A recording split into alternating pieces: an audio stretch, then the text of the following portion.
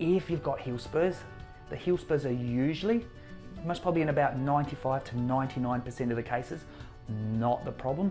They're just a sign that there is a problem there. So I'll have a lot of people come in and go, I've got heel spurs, my heels hurt. Or I've went to the doctor and my heels were really hurting. They took an x-ray and look at this, look at these big spurs on my heels. If you don't know what I'm talking about, here's a picture of a heel spur. So, interestingly, the heel spur in most cases is not the problem. It's not the cause of your pain. Sometimes the heel spur can be a cause of the pain if the spur is actually pointing downwards and you're walking on it. But usually the heel spur is a sign that there's actually a problem there, but the heel spur is the sign, not the symptom. And it's usually the soft tissues that join to the heel. The body works quite interestingly. So when we have bodybuilders and they do lots of weights, they get bigger muscles.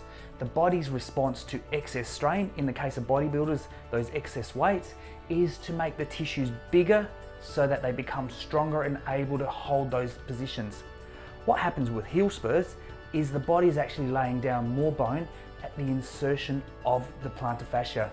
What the idea is that extra bone is there so the plantar fascia has more bone to anchor to, making the insertion of the plantar fascia into the heel stronger.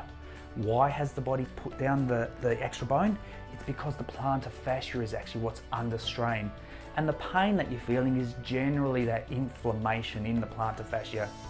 What happens is often with plantar fascia pain or heel pain, we get pain first steps in the morning or after sitting for a while.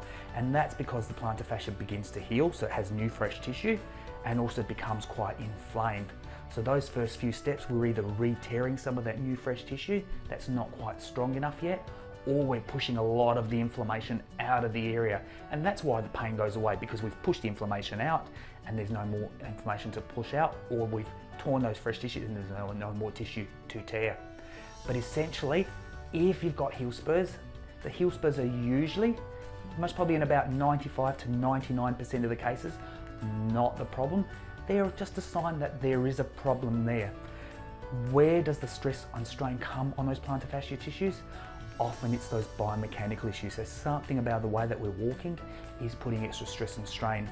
And that's really where we then start looking and delving into the root cause of your problem. So looking at what's going on to cause the plantar fascia to be working a lot harder than it should.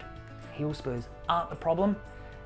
If anybody does tell you that, maybe to come talk to a podiatrist and we can find out, hey, is it the heel spur or is there something else going on?